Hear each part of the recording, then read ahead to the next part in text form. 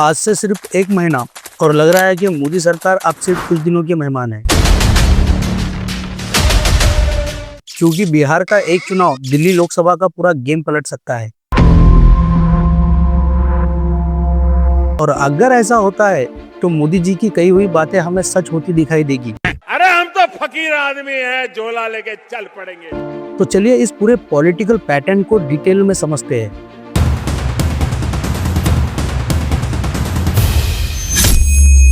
19 अप्रैल 2024 से लोकसभा चुनाव शुरू हुए और coming to the general elections to the Lok Sabha, और पिछले 10 साल से लगातार मोदी सरकार सत्ता में है। और इस बार उनका नारा था 400 पार।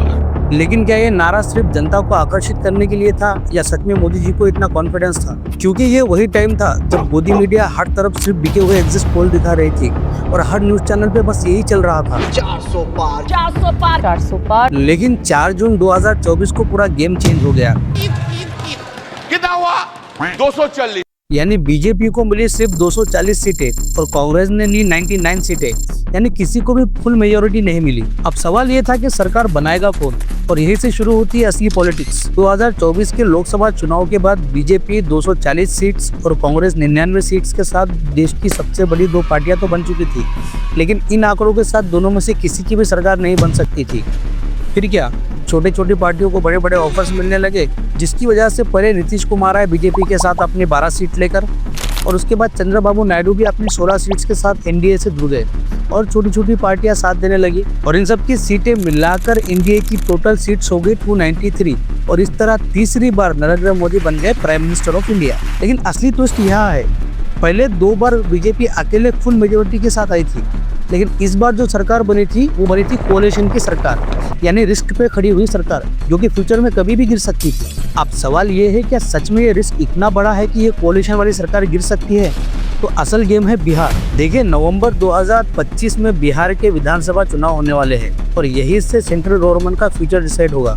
बिहार में टोटल 243 सीटें हैं। करंटली एनडीए की सरकार है, यानी बीजेपी, जेडीयू, एचएएम और वीआईपी पार्टीज मिलाकर एनडीए के पास टोटल 125 सीट्स है और मेजोरिटी के लिए चाहिए 122, यानी 4 सीट्स भी इधर उधर हुई तो पूरी सरकार गिर सकती है। यानी ये साफ है कि बिहार की हवा सेंट्रल का पासा पलट सकती है। देखिए, करंटली लोकसभा चुनाव में टोटल 543 सीटें हैं, जिसमें से किसी भी पार्टी को या गठबंधन की सरकार को टोटल 272 सीटें चाहिए मेजोरिटी के लिए। 2014 में जब लोकसभा का चुनाव हुआ तो सिर्फ अकेली बीजेपी को 282 सीटें मिली और कांग्रेस 44 सीटों पर सिमट कर रह गई, यानी बीजेपी ने अकेले अपने दम पर बहुमत की सरकार बनाई।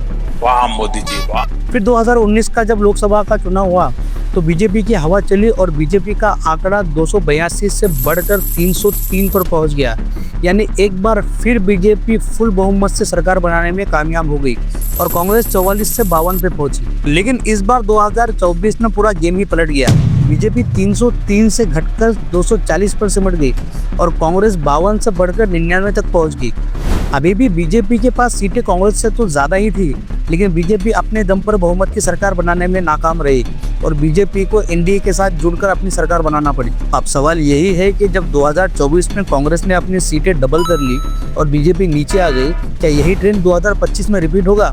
शायद यही डर नीतीश कुमार को भी है। नीतीश कुमार ने मुख्यमंत्री महिला रोजगार योजना शुरू की है। इस योजना का सबसे बड़ा फायदा ये होगा कि राज्य के हर महिला जो स्वरोजगार शुरू करना चाहती है उसे 10,000 रूपए की मदद मिलेगी। तभी तो उन्होंने अचानक महिलाओं के खातों में 10-10 हजार रूपए डालने का फैसला किया, क्योंकि उन्हें लगता है कि सीटें हाथ से निकल सकती है। पब्लिक में पैसा बांटकर वो बस फिर से एक बार चुनाव जीतने की कोशिश कर रहे हैं। अगर ये 10,000 का सिक्का नहीं चला और बिहार में महागठबंधन जीत गया तो क्या होगा? सिंपल है, नीतीश कुमार तुरंत पलटी मार देंगे और कांग्रेस तेजस्वी के कैंप में चले जाएंगे, क्योंकि नीतीश की फर्स्ट प्रायोरिटी है बिहार सीएम की कुर्सी और राहुल गांधी उन्हें फिर से बिहार का सीएम बना देंगे। अब आप सोचेंगे कि बदले में राहुल गांधी को क्या मिलेगा? बैगन। तो नीतीश अपनी 12 सीटें एनडीए से निकालकर कांग्रेस को दे देंगे। वाह क्या सीन है। और अगर ऐसा होता है तो मोदी सरकार 293 से घटकर सीधे 281 पर। लेकिन सवाल यह है, क्या 281 पर गवर्नमेंट सर्वाइव कर सकती है? हाँ, कर सकती है, लेकिन यही एंट्री होगी चंद्रबाबू नायडू की।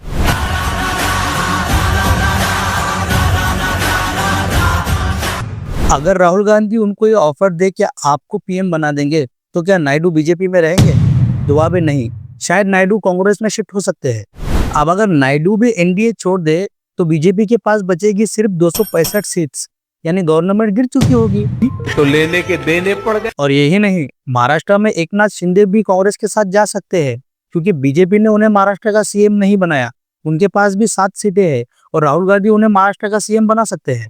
अब फाइनल इक्वेशन देखिए, बीजेपी बचेगी सिर्फ 258 सीट्स पर और इंडियन अलायंस क्रॉस कर जाएगा बीजेपी को, यानी पावर शिफ्ट हो जाएगा इंडियन अलायंस के पास। मजा आया। लेकिन असली मास्टर स्ट्रोक यहाँ है, पीएम फिर राहुल गांधी नहीं बनेंगे। क्या बात कर रहे हैं? एग्जैक्टली आपको याद है 1975 से 77 का दौर। भाइयों और बहनों, राष्ट्रपति जी ने आपातकाल की घोषणा की है। सारे फंडामेंटल राइट्स सस्पेंड कर दिए गए थे, मीडिया पर सेंसर लगा दिया गया था और अपोजिशन लीडर्स को जेल में डाल दिया गया था। जनता इतनी नाराज हो चुकी थी कि 1977 के जनरल इलेक्शन में कांग्रेस को हराने के लिए सारे विरोधी दल एकजुट हो गए। भारतीय जनसंघ, जो आज की बीजेपी है, भारतीय लोक दल, चौधरी चरण सिंह की पार्टी और समाजवादी पार्टी मिलकर बनाते हैं जनता पार्टी। रिजल्ट क्या आया? कांग्रेस जो पहले 350 प्लस सीटें जीतती थी, वो सिमटकर 154 सीटों पर रह गई और जनता पार्टी ने मिलकर टोटल 295 सीटें जीती और देश में पहली बार कांग्रेस के अलावा कोई दूसरी सरकार बनी। प्राइम मिनिस्टर चुने गए मोरारजी देसाई। ईश्वर की शपथ लेता हूँ कि जो विषय संघ के मंत्री के रूप में वो भारत के पहले नॉन कांग्रेस पीएम बने, लेकिन ये कोalition पे ज्यादा देर टिक नहीं पाया। 1979 आते आते क्रैक्स दिखने लगे। लोक दल के लीडर चौधरी चरण सिंह लगातार जनसंघ पार्टी से डिमांड करने लगे कि हमें और मिनिस्टर्स चाहिए, हमें और पावर चाहिए, लेकिन बीजेपी ने साफ मना कर दिया। तो फिर चरण सिंह कांग्रेस से डील करने लगे और इंदिरा गांधी उनसे वादा करती है कि अगर वो जनता पार्टी को छोड़ दे तो उन्हें नया पीएम बना दिया जाएगा। फिर 19 जुलाई 1979 को मोरारजी देसाई रिजाइन कर देते हैं और 29 जुलाई 1979 को चरण सिंह शपथ लेते हैं और भारत के पीएम बन जाते हैं। देखिए, चरण सिंह के पास सिर्फ खुद की 60 सीटें थी और कांग्रेस के पास 154, फिर भी भारत का प्रधानमंत्री चरण सिंह को बना दिया गया। ये थी कांग्रेस की राजनीतिक चाल। तो क्या 2025 में भी वही रिपीट होगा? क्या राहुल गांधी भी एक बार फिर यही रिपीट कर सकते हैं? इस बार कांग्रेस के पास सिर्फ अपनी 99 सीट्स है, लेकिन अगर बिहार का इलेक्शन पलट गया, नीतीश कुमार एनडीए से निकलकर इंडिया अलायंस में चले गए, चंद्रबाबू नायडू को राहुल गांधी ने पीएम बनने का ऑफर दे दिया, तो क्या हिस्ट्री एक बार खुद को फिर से दोहराएगी? क्योंकि चंद्रबाबू नायडू के पास 16 सीटें हैं और नीतीश कुमार के पास 12 सीटें हैं और अगर ये दोनों एनडीए से निकलकर भारतीय अलायंस में चले जाते हैं तो बीजेपी की सरकार सीधा कोलैप्स कर जाएगी और वही होगा जो 1979 में हुआ था। कांग्रेस अपने लीडर को पीएम नहीं बनाएगी, बल्कि किसी रीजनल लीडर को पीएम बनाएगी ताकि पावर इनडायरेक्टली उनके हाथ में रहे। तो बड़ा सवाल ये है, क्या 2025 में हमें मिलेगा एक ऐसा पीएम जिसकी खुद की सिर्फ 15 से 20 सीटें हो? क्या चंद्रबाबू नायडू 21वीं सदी के चरण सिंह बन सकते हैं? क्या सच में 2025 के नवंबर के चुनाव में बीजेपी टिक पाएगी? आपको क्या लगता है, इस कमेंट में जरूर बताइए।